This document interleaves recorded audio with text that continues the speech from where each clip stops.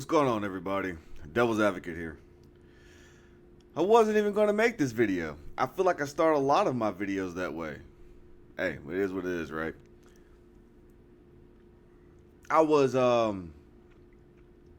at a particular location, and somebody started talking about the ridiculousness of the storming of the Capitol. And I wasn't really involved in the conversation. I was just kind of like a bystander, kind of listening in on it. You know, I knew the people that were talking about it, but I wasn't part of the conversation. It didn't take long before I made myself part of the conversation, because the conversation quickly took a turn where the people having this discussion wanted to blame Donald Trump for the storming of the Capitol. And that's when I kind of lost it a little bit. Because, like I've said before, usually when you have people that are kind of like talking, they're kind of just regurgitating talking points of things that they saw on Facebook, Twitter, or somewhere along the lines, right? And they don't even know what the hell they're talking about half the time. But they will say it with such passion and conviction as if they know absolutely what they're talking about. So, I don't try to keep anybody from forming their own personal opinions about something. But what I do like to try to ensure is that if you're going to formulate an opinion about something, please let's make sure it's an informed opinion, right? It's an opinion based around some information, preferably accurate information. And one of these gentlemen was talking about how Donald Trump was to blame because Donald Trump was inciting violence, right? His post on Twitter, was inflammatory, causing people to be violent out there at the Capitol. And I'm like, wait. Where's this information coming from?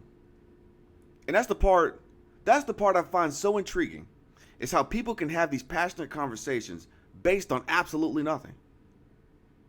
Nothing. And it is a unfortunate and sad representation of the overall general dumbing down of our society. And I understand that, I've lost some followers because some of the followers, and I think a couple of people don't call me a sellout or faithless or whatever. But I said from the beginning, right, that I'm not a religious person. I'm not that person where, I'll go on record, I'm not that person who sits there and believe there's a plan, and all you have to do is have faith, and everything is in his hands. I'm sorry. I'm not that person. I look at information, try to gather of it as much of it as I can, and follow that information, and try to make predictions based on what I see. That's all I can do. And it doesn't make me like, hopeless. It just means that I'm not going to. This is what I don't. This is what I don't do. All right. This is what keeps me a level-headed individual.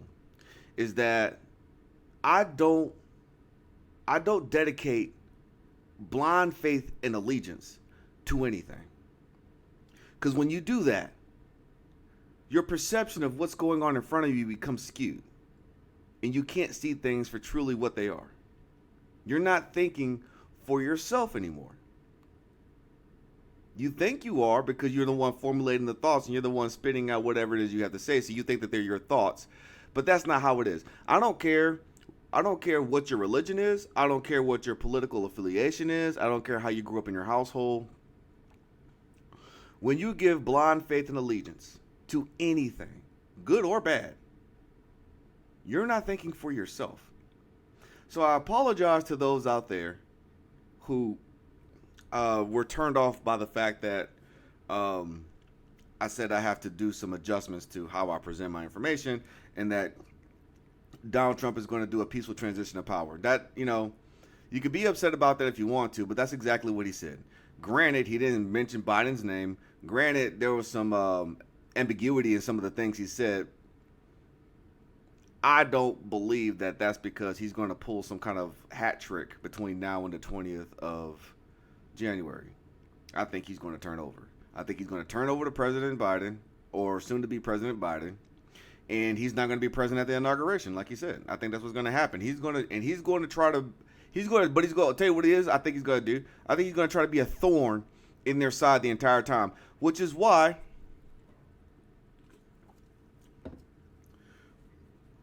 the left, they're still panicking. They technically won everything, and they're still panicking. You know, why do you think they're trying to go forth with this impeachment? Okay, let me back up a little bit. So let's go back to this storming of the Capitol. Donald Trump said that he wanted support out there, but he wanted peaceful protests, right? And the one thing that people don't understand is that when it comes to protests, anytime there's a mass of people, I don't care if it was a Black Lives Matter movement, I don't care if it's a Trump movement, right? I like to play devil's advocate, right? And so what I told this individual, who was obviously an extremely left-leaning individual, I said, look, even when it came to Black Lives Matter, even then, a lot of their movements or their protests were mostly peaceful. And there were a handful of people out there that were agitators. They were agitators, mainly Antifa.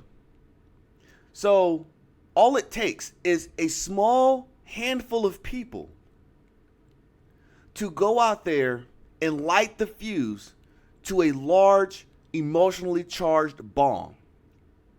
And they know that. They know that. So Black Lives Matter protests could be peaceful. And all it takes is a handful of Antifa members, 5, 6, 7 out of them, to go out there and they start doing the crazy shit like burning things up and breaking windows and stuff. And then all it takes is, all you got to do is ignite it. Just ignite the fuse and people will follow. Same thing happened at that Trump rally, which is why somebody was able to use some facial recognition software and identify Antifa. And well, the Black Lives Matter guy said that he was just there to kind of observe and try to understand the situation. Fine, whatever. But the Antifa member, documented Antifa member, was there. There were too many things that were weird, right? If you actually were able to get to some of the footage that Facebook, Twitter, and Google have consistently been trying to pull off the internet, because they want you to understand one narrative only. They want you to see one side of the picture only. Of course they do.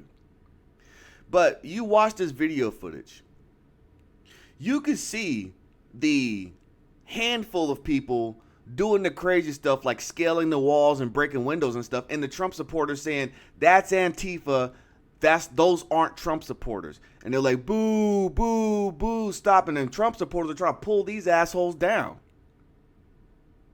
But the media won't show you that. The mainstream media won't show you that. The mainstream media won't show Metro Police opening the barricade so that protesters can come in and approach the Capitol steps. Why? Why in God's name would they ever do that? Some things are just too perfect. Some things are just too perfect to not be predetermined and orchestrated. They had time to plan it. Trump was wanting support over at the Capitol for, I don't know, days at least. He was calling. So that gave people enough time to set up a plan. Like, okay, we could turn this situation into a bad situation. And it's not hard. You get I don't care what the group of people are. Mostly peaceful, right? Mostly peaceful. It is, and that was still mostly peaceful. Even the people who were approaching the steps of the Capitol were mostly peaceful. But all it takes is a handful of agitators, namely Antifa, to go in there and light that fuse. And then even Trump supporters, who are already emotionally charged, Monkey see, monkey do. Monkey see, monkey do. Unfortunately, that's a lot of the human population. That's what it is. But it was started by Antifa and not supported by Donald Trump. Video footage of this everywhere. I mean, what? They had photographs of people out there with like the anvil and hammer tattoo, like the communist tattoo on their hands. One of the guys had the freaking little boy pedophile tattoo on his chest. Just all kinds of crazy stuff that is glaring proof that these are not Trump supporters. Just throwing that out there. But I digress. But it seems too orchestrated because that one senator or that one the one that sounds like a robot, that Caucasian woman who was supposed to be giving a brief on why she was going to contest the election, but after they were whisked away because of the breaching of the Capitol, and she came back and changed her story. I was going to contest the election and the election results, but due to the storming of the Capitol, I can no longer in good conscience contest the electoral votes for Joe Biden. Sounds like a setup. Sounds like a plan. Because usually people with a spine, usually people with some courage, are going to stand by whatever they were supposed to stand by no matter what. No matter what. You're not going to be scared and deterred by something like that. BLM and Antifa have been burning crap down for the last 4 or 5 months in this country, and media wants to turn a blind eye to it. But one instance where they could try to pin some type of event on Donald Trump, now it's impeach. Now it's any politician who backs him needs to submit their resignation. It's Vice President Pence. You need to use the 25th Amendment. Just all kinds of stuff. All kinds of stuff. Double standards. All the way to the end. Excuse me. Double standards. All the way to the end. But what they're trying to do is use the storming of the Capitol. Right? So what they do? It's perfect. I'm telling you what. I'll tell you what the left is good at. The left is good at being slimy. Slimy. And I'm telling you, that's why the GOP, if the GOP does, it's too late. I think it's practically too late.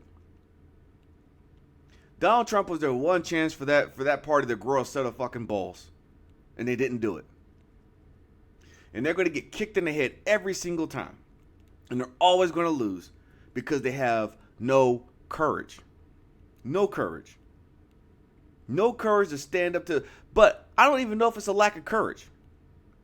Sometimes it's one is going to take action, the other one's going to plead the fifth. It's like, but they both kind of want the same thing.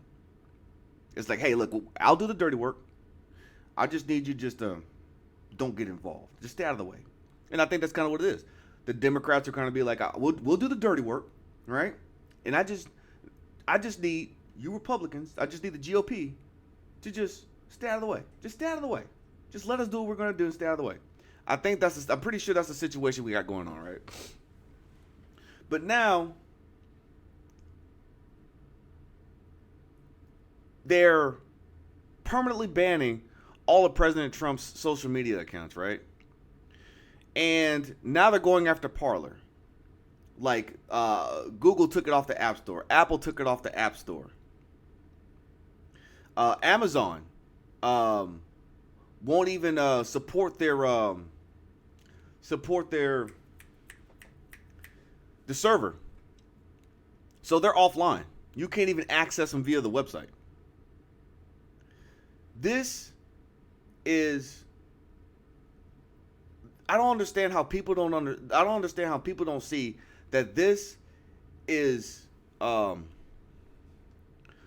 fast track to communism. Fast tracking. We're fast tracking to communism. It's just a different flavor, but it's practically the same thing. Because America's a different country. with different standards and different rules. So, but in essence, we are quickly sprinting towards. I thought that this wasn't coming this quick, right? I know I said in all my videos, I said if Joe Biden gets in the office, things are going to go south. Things are going to change for the worse real quick. I didn't think it was going to be this quick. I didn't think it was going to be before the man even got inaugurated. Like, this is quick, real fast. Because guess what? It doesn't stop there. When you don't put people in, when you don't put big organizations in check, Twitter, Facebook, Google, and you let them run business the way they want, and you don't stop them, how much time has the government had? How many opportunities have the government had to put these guys in check and just wouldn't do it? Now it's too late. Now it's too late. And I told you what the end game was. Everybody thinks, all these politicians think that, this is the funny part, all these politicians think that they're the ones running the show. They think that they're the ones running the scheme. Big tech runs everything. They don't know, but the politicians around the world don't get that. They don't get it. When I said there was an old article that I read. Oh, wow. This must have been back in, where were we, 2021? This was before 2010, I can tell you that. Google's overall overarching objective is world domination. Period. Period. I don't know if it's going to be in collaboration with Microsoft, Apple, Amazon. I don't know. But I don't even think that that's what they're looking at.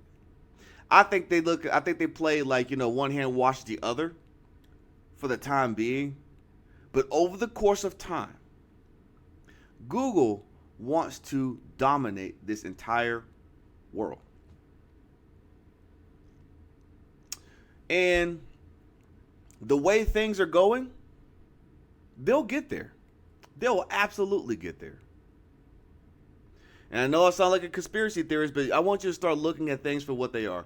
When somebody can go in, when an organization, a company that's supposed to be subjected to the same rules and regulations as you and I, can say, I'm not going to let this man communicate on this platform anymore. I'm going to take this person's application off of our platform so they can't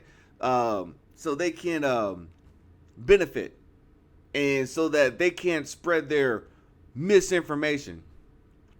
You know that's what China does, right? China actively tries to ensure that its people only sees one side of a coin. Free speech isn't a thing. And that's what we have here. When we have organizations and we have businesses that can pull down and fact check and block and shadow ban things that don't fit their narrative, that's a breach on the First Amendment. That is silencing people's opposing opinions. Because you only want the people to see one thing. You only want them to get one side of a story. You don't want them to be exposed to all the facts. And what scares me, the part that I find really frightening, is not that it's actually happening. It's just that it's the part that frightens me is that we have so many people that are okay with it. So many people that don't understand what's happening right in front of their face. Because they have such a low level understanding of everything that goes on around them, thanks to the school system and thanks to technology. They're sheep. And I almost feel like it's almost like I'm one of those people who always feels like if you think hard enough and you try hard enough, you can find a solution to any problem. But I'm not even sure if we can find a solution to this problem. Misinform, divide, disarm, conquer. That is how you take over and control a population. And like I said, I hope that we don't see ourselves in that position. But I think that we're going to find ourselves in that position. I'm not sure how long it's going to take. I don't see Biden staying in office. I think on the short spectrum, 6 months. I think at the longest, a year. I don't see Biden remaining president of the United States longer than 1 year. And then once he's transitioned his power to Kamala Harris due to physical or mental incompetence, or because his own party decides to impeach him because of his corrupt business dealings. Once Kamala Harris is the president of the United States, that's when we're going to start seeing things really take a dramatic shift. Because it's already been known that she will do absolutely anything. She is a far left extremist. And she is okay with everything that comes along with being in far left extremist. But that is the summary of this video. I think I'm going to go ahead and stop it right there. Just as a recap, this is just to let everybody know, we are fast tracking to communism. Like a different flavor, but we're headed there nonetheless.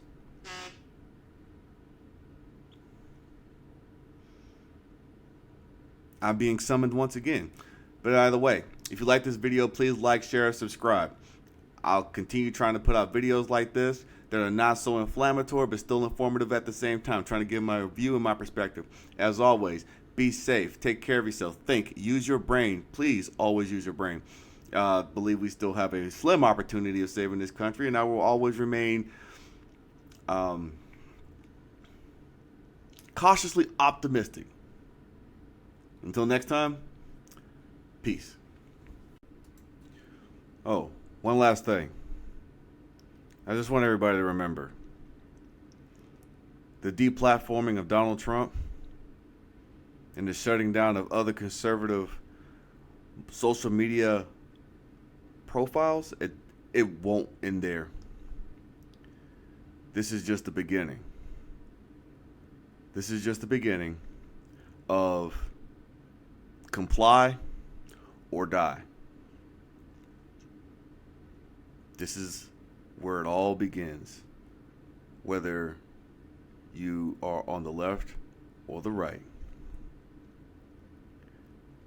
it's important that you understand the high level of consequence of obeying and allowing the government and big tech and media decide clearly that you're only going to get one side of a story and only one narrative, and that everything else will be barred or censored. The things that people believed would never happen in this country are happening at this very moment. And nobody in power is doing anything to stop it. And if they're not doing anything to stop it, that's how you know that they are part of the plan. Everybody's on board. And the only people that are really, truly going to suffer as a consequence of the inaction that's taking place is you and I.